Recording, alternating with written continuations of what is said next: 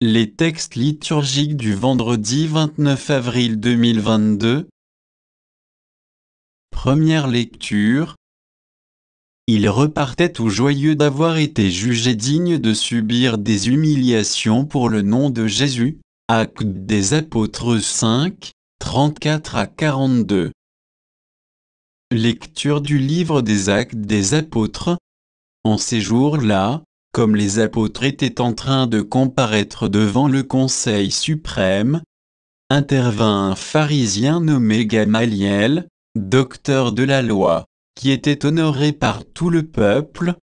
Il ordonna de les faire sortir un instant, puis il dit, « Vous, Israélites, prenez garde à ce que vous allez faire à ces gens-là. » Il y a un certain temps, se leva Theudas qui prétendait être quelqu'un, et à qui se rallièrent 400 hommes environ. Il a été supprimé, et tous ses partisans ont été mis en déroute et réduits à rien. Après lui, à l'époque du recensement, se leva Judas le Galiléen qui a entraîné beaucoup de monde derrière lui. Il a péri lui aussi, et tous ses partisans ont été dispersés. Eh bien, dans la circonstance présente, je vous le dis, ne vous occupez plus de ces gens-là, laissez-les. En effet, si leur résolution ou leur entreprise vient des hommes, elle tombera. Mais si elle vient de Dieu, vous ne pourrez pas les faire tomber. Ne risquez donc pas de vous trouver en guerre contre Dieu. Les membres du conseil se laissèrent convaincre. Ils rappelèrent alors les apôtres, et, après les avoir fait fouetter, ils leur interdirent de parler au nom de Jésus, puis ils les relâchèrent. Quant à eux, quittant le Conseil suprême, ils repartaient tout joyeux d'avoir été jugés dignes de subir des humiliations pour le nom de Jésus. Tous les jours, au temple et dans leur maison, sans cesse, ils enseignaient et annonçaient la bonne nouvelle, le Christ, c'est Jésus. Parole du Seigneur. Psaume 26, 27, 1, 4, 13 à 14. Le Seigneur est ma lumière et mon salut, de qui aurais-je crainte? Le Seigneur est le rempart de ma vie, devant qui tremblerai-je? J'ai demandé une chose au Seigneur, la seule que je cherche, habiter la maison du Seigneur tous les jours de ma vie, pour admirer le Seigneur dans sa beauté et m'attacher à son temple. J'en suis sûr, je verrai les bontés du Seigneur sur la terre des vivants.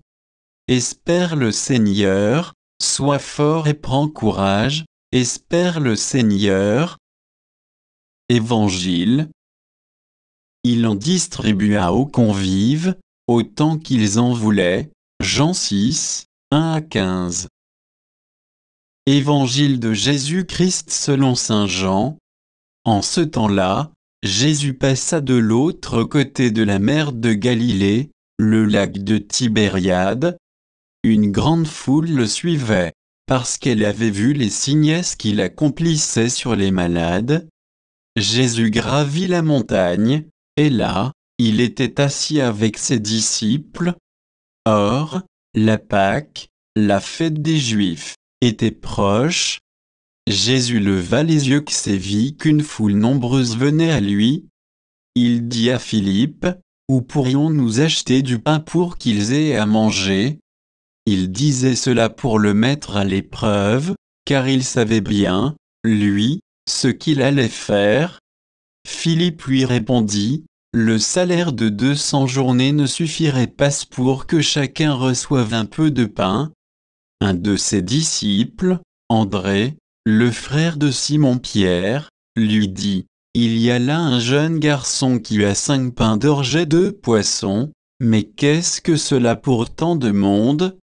Jésus dit, « Faites asseoir les gens. » Il y avait beaucoup d'herbe à cet endroit, ils s'assirent donc, au nombre d'environ 5000 hommes. Alors Jésus prit les pincées, Après avoir rendu grâce, il les distribua aux convives. Il leur donna aussi du poisson, autant qu'ils en voulaient.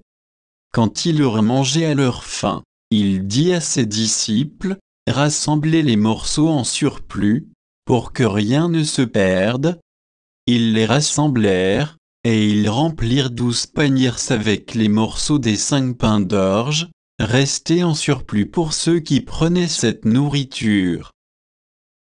À la vue du signe que Jésus avait accompli, les gens disaient, « C'est vraiment lui le prophète annoncé, celui qui vient dans le monde. » Mais Jésus savait qu'ils allaient venir l'enlever pour faire de lui leur roi. Alors de nouveau il se retira dans la montagne, lui seul. Acclamons la parole de Dieu.